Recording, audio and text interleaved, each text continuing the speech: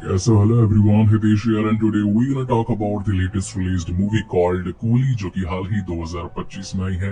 इनके director mister Lokesh Kanakraj जिन्होंने एक LCU करके एक अपना यूनिवर्स क्रिएट कर दिया था। तो बेसिकली इस यूनिवर्स में इस मूवी से पहले ऑलरेडी 3 मूवीज आ चुकी थी जिनका नाम है कैथी, लियो और विक्रम। वो तीनों भी मैंने ऑलरेडी एक्सप्लेन करके चैनल पर 1080 क्लिप्स के साथ में डाल रखी है। साउथ मूवीज पर थोड़ा खतरा रहता है, कभी भी कॉपीराइट क्लेम, स्ट्राइक या फिर चैनल टर्मिनेशन के खतरे वगैरह रहते हैं। तो इस बार भी है, मगर अपन डरते नहीं है क्योंकि ये कितनी स्ट्राइक देते हैं उससे ज्यादा तो मेरे चैनल्स हैं। और आपके एंटरटेनमेंट के लिए अपन कुछ भी करेगा क्योंकि हमारा तो शुरू से यही मोटो है, जैसी आपकी डिमांड हो वैसा मेरा काम। सुनाऊं विदाउट वेस्टिंग एनी टाइम, चलिए डायरेक्टली आते हैं इस कहानी की मेन स्टोरी लाइन की तरफ, जिसकी शुरुआत में विशाखापट्टनम पोर्ट दिखाया जाता है। और यहाँ पर एक कंपनी होती है किंग पिन नाम की कंपनी, और इसके अंदर इलीगल कस्टम का काम किया जाता है। मतलब कि बाहर विदेशों से महंगी चीजें जो कि लीगली तौर पर इंडिया में लाने पर 200 से 300% टैक्स भरवाया जा सकता था, लेकिन यहाँ पर इलीगली उसे मंगवाया जाता है ताकि सस्ते में अमीर लोगों को वो चीजें प्रोवाइड करवाई जा सके। तो कुल मिलाकर के कस्टम का पैसा यहाँ पर खाया जा रहा था। अब इन बिटवीन यहाँ पर दिलीप नाम का एक पुलिस वाला होता है जो कि इनकी टीम में मिलकर के काम करने लगता है और इन्हें एक्सपोज करने के लिए ये बातें पुलिस तक पहुँचाने वाला होता है। लेकिन उससे पहले ही यहाँ के पोर्ट मैनेजर या फिर कहें कि पोर्ट के देखरेख करने वाले मिस्टर दयाल को उसके बारे में सारी इन्फॉर्मेशन मिल जाती है और वो बीच रास्ते पर मतलब कि उसे रोड पर खड़ा करके उसके पीठ में अपना हुक टंगवा देता है और ये इन्फॉर्मेशन देता है कि आज के बाद अगर मेरी इन्फॉर्मेशन या फिर हमारी काम करने की टेक्निक्स बाहर गई है, पुलिस वालों को कुछ भी मालूम चला तो तुम्हारा भी यही हश्र होगा। जिसके बाद हम कुछ लड़कों को देख पाते हैं जो कि पढ़ाई करने के हिसाब से एक पीजी ढूंढ रहे थे। यहाँ पर वो देवा मेंशन में पहुंचते हैं। मेंशन का जो मैनेजर होता है वो कहता है कि वैसे तो कमरे 2000 के हैं, मगर स्टूडेंट्स को सिर्फ 700 रुपए में मिल जाते हैं और फ्री में खाना पीना भी मिलता है। लेकिन यहाँ के कुछ रूल्स है कि तुम यहाँ पर नशे पत्ते नहीं करोगे, यानी कि ड्रग्स, अल्कोहल, ये सब कुछ बिल्कुल अलाउड नहीं है। और ऐसा इसलिए क्योंकि हमारे बड़े भैया ने कहा है। यहाँ पीजी में एक 18 नंबर का रूम होता है जो कि हमेशा के लिए बंद रहता है। वही पीजी में एक टेलीफोन भी होता है जो कि सिर्फ और सिर्फ बड़े भैया ही यूज करते हैं। बड़े भैया का नाम है देवराज, जिन्हें शॉर्ट में देवा कहा जाता है। तो आज बेसिकली इनका बर्थडे होता है और बर्थडे पर ये सभी सोचते हैं कि क्यों ना थोड़ी सी पी ली जाए। तो वो आकर के उनसे गुहार लगाते हैं। तो यहाँ पर बड़े भैया मान जाते हैं कि ठीक है चलो, अब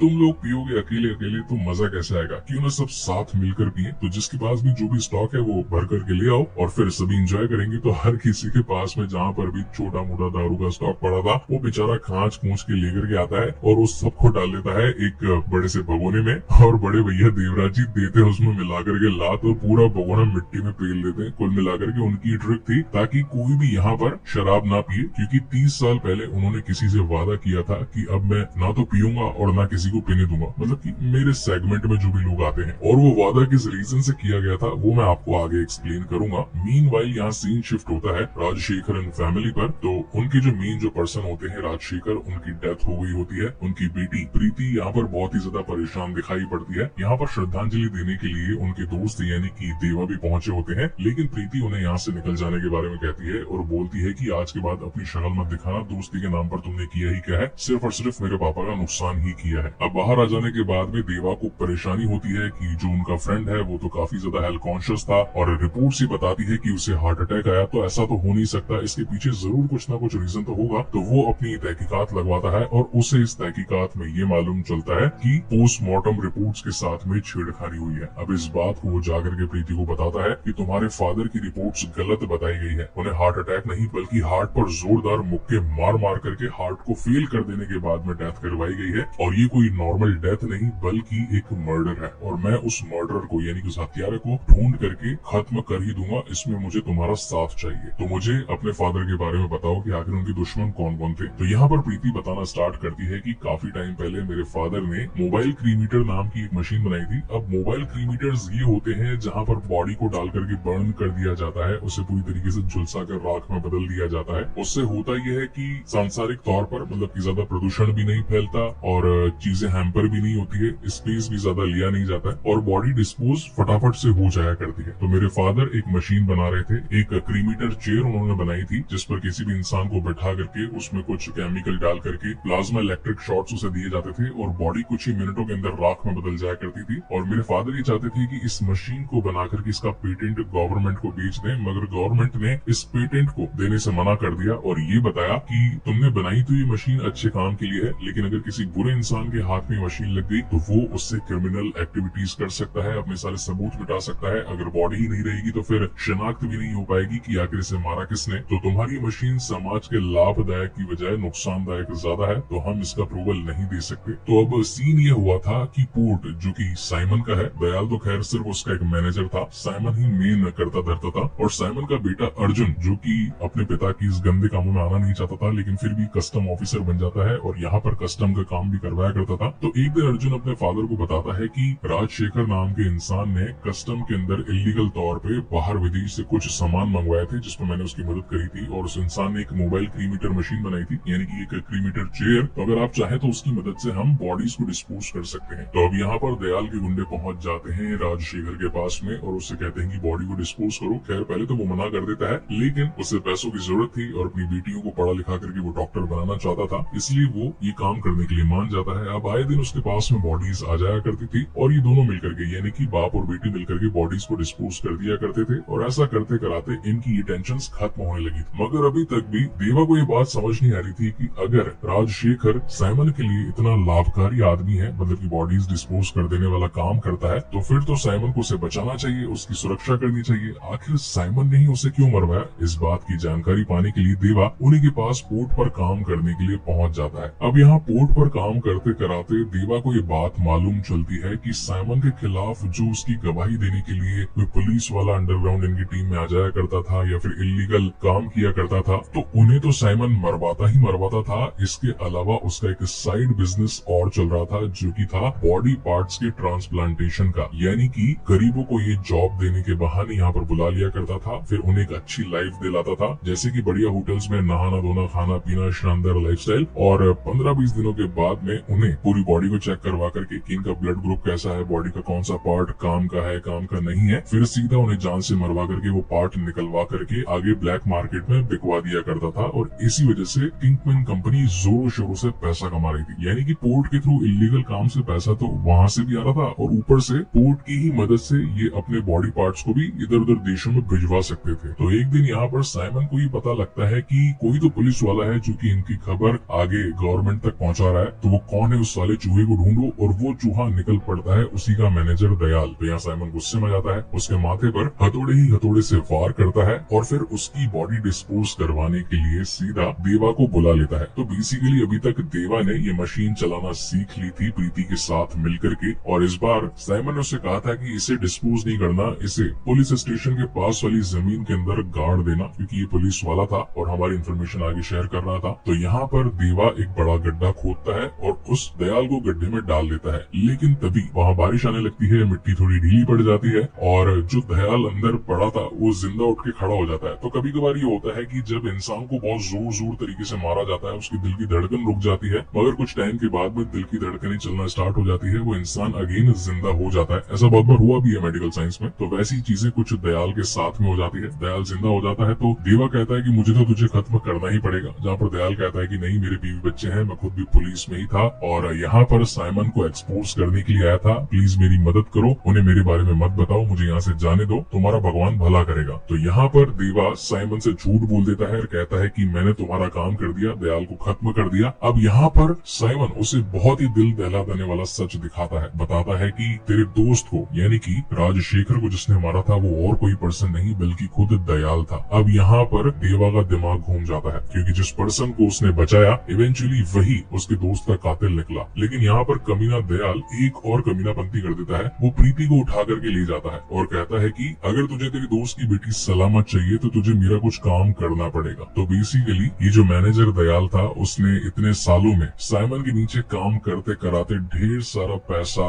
प्रॉपर्टी, बॉन्ड्स, गोल्ड, काफी सारी चीजें जमा कर ली थी और उसने ये सारी चीजें अलग अलग जगहों पर छुपा करके रखी थी और खुद के फ्यूचर के लिए जमा करी थी सारी, कि जब कभी मेरे ऊपर दिक्कत आएगी तो मैं देश छोड़ के भाग जाऊंगा और ये सारा का सारा जो पैसा, सोना, गोल्ड, बॉन्ड्स वगैरह है, ये मेरे फ्यूचर में मेरी हेल्प करेंगे, मतलब कि इन सभी से मैं मेरी लग्जरी लाइफ जीऊंगा। तो अब यहाँ पर देवा को ये सारे के सारे काम करने पड़ते हैं। वो उसके लिए सारे बॉन्ड्स, गोल्ड, प्रॉपर्टी का कागजात, ये सब कुछ इकट्ठा करता है। वहीं कहानी के दूसरी तरफ हम ये देख पाते हैं कि अर्जुन जो कि कस्टम ऑफिसर था, उसे एक रेवती नाम की लड़की से प्यार हो जाता है और वो उसके साथ भाग जाने के साथ साथ अपने पिता के काम को छोड़ देना चाहता था। तो यहाँ पर वो देवा की हेल्प लेता है और कहता है कि प्लीज मेरे फादर को कुछ बताना मत कि मैं ये काम छोड़ करके भाग रहा हूँ। अब यहाँ पर देवा तो उसकी हेल्प करता है, लेकिन जिस लड़की रेवती के साथ वो भागा होता है वही कमीनी निकल जाती है। तो बेसिकली वो होती है दयाल की खुद की बीवी, जो कि इंटरनली दयाल के लिए ही काम कर रही थी। अब यहाँ पर हमें एक फ्लैशबैक भी दिखाया जाता है। ये बात करीब 15 साल पहले की होती है, जहाँ पर पुलिस फोर्स के अंदर मेल सेक्शन में तो दयाल था और फीमेल सेक्शन के अंदर रेवती थी। और इन दोनों ने ही सोचा कि ट्रेनिंग तो हमारी कंप्लीट हो चुकी है, हमें स्पेशल कॉप बनाया गया है यानी कि अंडरकवर एजेंट, तो क्यों ना इनके काम को छोड़ करके ये काम किसी और के लिए करें। और जब एक पर मुसीबत आएगी तो दूसरा हेल्प करेगा, जब दूसरे पर मुसीबत आएगी तो पहला हेल्प करेगा। तो ऐसी सांठ गांठ से इन्होंने अभी तक बहुत सारे कांड कर दिए होते हैं। और अब जब ये बात पता चलती है साइमन को, तो वो अपने गुंडे रेवती को पकड़वाने के लिए भिजवा देता है। मीनवाइल यहाँ पर देवा, जो कि सारा काम कर चुका होता है दयाल का, वो अब प्रीति को छोड़ने की बात करता है, लेकिन यहाँ पर वो उसे छोड़ता नहीं बल्कि गिरा देने की धमकी देता है। तो अब यहाँ पर देवा को सारा सच बताना पड़ता है। वो कहता है कि साले दयाल, तूने क्या सोचा था कि तेरा सारा माल सेफ होगा, जरा अपना माल तो चेक करवा। तो उसने एक मोतरी के अंदर सीक्रेट दरवाजे के पीछे अपना सारा माल रखवाया होता है, लेकिन होशियार देवा ने वो पूरा का पूरा माल गायब करवा दिया होता है और देवा की सारी पोल पट्टी भी साइमन तक पहुंचा दी होती है। और अब जो कुत्ते का पट्टा जिससे कि दयाल ने प्रीति का हाथ बांध रखा था, अब वो उसी के ही गले में बंधवा करके उसे रास्ते पर कुत्तों की तरह छोड़वा देता है। अब जहाँ इतने सारे ट्विस्ट चल ही रहे थे, वहीं कहानी में एक और ट्विस्ट ये पता चलता है कि प्रीति, जो कि अभी तक राजशेखर की बेटी बताई जा रही थी, वो होती है एक्चुअली में देवा की बेटी, और देवा होता है राजशेखर की बहन का पति। यानी कि अगर शॉर्ट में समझाऊं तो प्रीति, जिसे आज तक अपना पापा समझ रही थी, वो उसका मामा था। तो अब जहाँ एक तरफ इतनी सारी फैमिली सिचुएशन खराब चल रही थी, वहीं पर प्रीति को ये मालूम चलता है कि उसके फादर ने अपने एक आदमी को बताया था कि अगर कभी मैं रहूं या ना रहूं और प्रीति को कोई दिक्कत हो तो उसे एक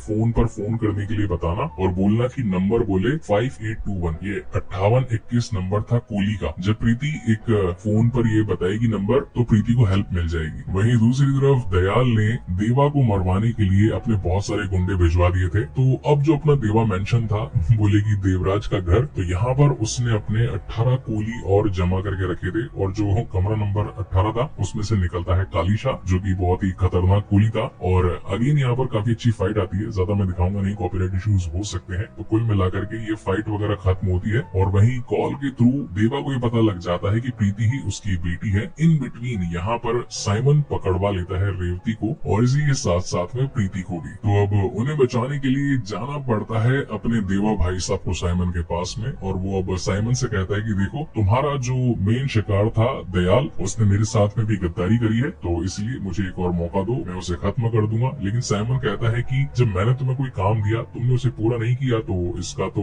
हर्जाना तुम्हें चुकाना पड़ेगा। अब यहाँ पर वो रेवती को भी जान से मार डालता है और प्रीति को भी जान से मारने वाला होता है, लेकिन अब तो आ जाता है भाई साहब अपने कोली भैया को गुस्सा, और अब तो खून की नदियां बहना शुरू हो जाती है। इन बिटवीन यहाँ पर जो अपना साइमन होता है, वो बहुत बार बोलता भी रहता है कि मैंने तुझे कहीं तो देखा है मगर याद नहीं आ रहा, लेकिन वो याद कर भी नहीं पाता। और जब देवा अपनी बेटी को वहाँ से बचा करके निकलने वाला होता है कि तभी सिंडिकेट के मेंबर्स, मतलब कि जिनके साथ में साइमन काम किया करता था किंग पिन कंपनी में, तो कुछ गुंडे आकर के इनके पूरे परिवार इंक्लूडिंग उन 18 कोलियों को उठा करके ले जाते हैं। और यहाँ पर हमें एक और बड़ा सिंडिकेट का मेंबर कॉल्ड दाहा दिखाया जाता है, और ये भाई साहब होते हैं अपने आमिर खान। अब आमिर खान को बहुत ज्यादा गुस्सा आ रहा होता है कि आखिर जो मेरा बिजनेस पार्टनर था यानी कि साइमन, उसे इस पर्सन ने जान से मार डाला, तो इसे तो मैं अब खत्म करूंगा ही। और यहाँ पर वो उसकी गर्दन पर तलवार रख करके काटने वाला होता है कि तभी एकदम से दाहा को याद आता है कि ये पर्सन तो कोई आम पर्सन नहीं बल्कि यूनियन लीडर कोली 5821 है, जिसे कि लोग पावर हाउस के नाम से जानते हैं। तो अब यहाँ पर एक फ्लैशबैक स्टोरी आती है। तो हुआ ये था कि ये जो किंग पिन कंपनी थी, पहले जेवियर नाम का एक शख्स चलाया करता था, जो कि इलीगल माल को इंडिया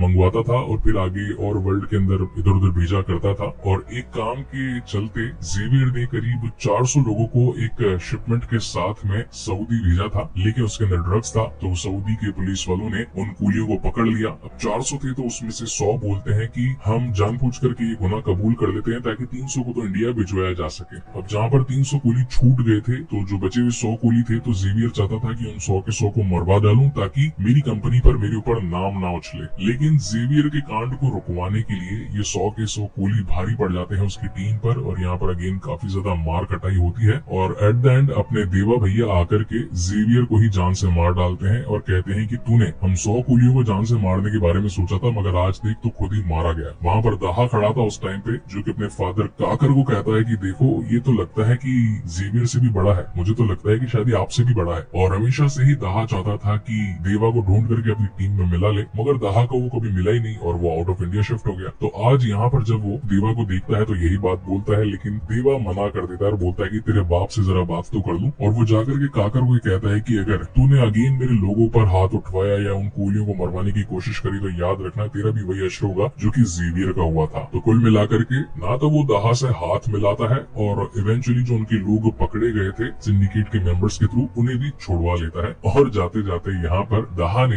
यानी कि आमिर खान ने देवा जी के लिए एक गिफ्ट तैयार रखा था और वो गिफ्ट होता है दयाल। तो यहाँ पर इस बार दयाल के लिए इतना बड़ा गड्ढा खुदवाया जाता है कि साला वो जिंदगी भर तो क्या पूरे 7 जन्म भी लगा देगा ना, फिर भी बाहर नहीं आ पाएगा। वहीं मूवी के एंडिंग में हम ये देख पाते हैं कि प्रीति जो कि अब अपने अंकल को थैंक्स बोलती है और कहती है कि अगर आप ना होते तो शायद मैं जिंदा नहीं बच पाती, क्या आज से मैं आपको सर की जगह अंकल बुलवा सकती हूँ। और देवा भैया हंसने लगता है सिर्फ ये सोच करके कि प्रीति को आज तक ये पता नहीं चला कि मैं ही उसका असली फादर हूँ। और इसी तगड़े सस्पेंस के साथ ये मूवी यहीं पर खत्म होती है। अब अगर मेरे ओपिनियन की बात करूँ तो मुझे इस मूवी में काफी ज्यादा लूप होल्स लगे, फ्लॉज लगे, 5-6 बेकार चीजें लगी। जैसे कि फर्स्ट ऑफ ऑल दयाल जो कि इतने टाइम से बीइंग अ मैनेजर काम कर रहा था साइमन के लिए, मतलब साइमन की खबर यानी कि जो खबर बहुत ही छोटी चीज होती है वो इधर से उधर पहुंच जा रही है तो साइमन को पता नहीं लग रहा, लेकिन साइमन के नाक के नीचे से करोड़ों की प्रॉपर्टी, डॉलर, बॉन्ड्स, गोल्ड गायब हो रहा है, तो जो कि खुद दयाल गायब कर रहा है तो वो चलता है। वहीं दूसरा लूप होल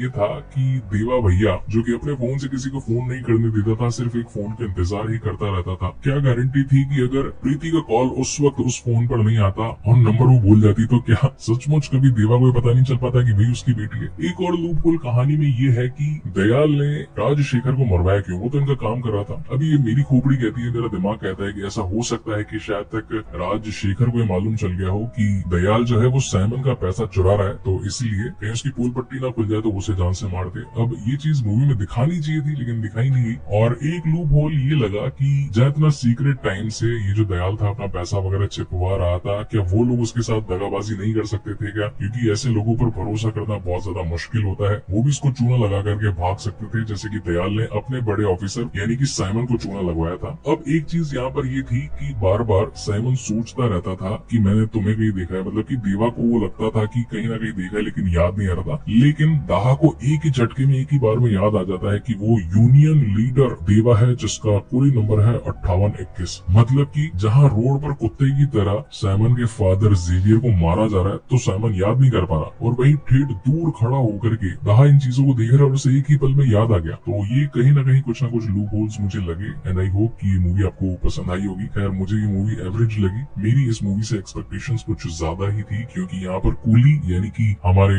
रजनीकांत जी को टोटल 50 साल हो गए थे इंडस्ट्री में, तो मुझे लगा कि और भी कुछ ग्रैंड देखने के लिए मिलेगा। हालांकि यहाँ पर नागार्जुन और उपेंद्र ने बहुत ही अच्छा रोल प्ले किया है, बड़े बड़े एक्टर्स हैं जैसे कि अपने कटप्पा वाले सत्यराज और आमिर खान तो है ही, ऊपर से सुबीन शाहिर यानी कि अपना दयाल, तो कैरेक्टर्स तो बहुत ही अच्छी, कास्टिंग भी बहुत तगड़ी है। बट मुझे कुछ लग रहा था कि और भी ग्रैंड होगा, लोकेश कनगराज इस कैरेक्टर के साथ में और भी कुछ नया हमें दिखाएंगे, मगर वो मुझे कुछ ऐसा मिला नहीं। हो सकता है माइट भी कि आगे चल करके कूली की मूवी रोलेक्स से कनेक्ट हो जाए। तो आपका इस पर क्या कहना है please let me know in the comment section. और अगर पुराने वाले वो पार्ट्स नहीं देखे तो उन्हें भी एक बार जरूर देख लीजिएगा। नेक्स्ट वीडियो इस चैनल पर कौन सी मूवी का आप देखना चाहते हैं #ऑडेक्स करके बताना बिल्कुल मत भूलिएगा ताकि वो वीडियो हम आप लोगों के लिए जल्द से जल्द ला पाए। सो तब तक के लिए keep watching and stay safe and thank you so much guys for watching this video. मिलते हैं अगले वीडियो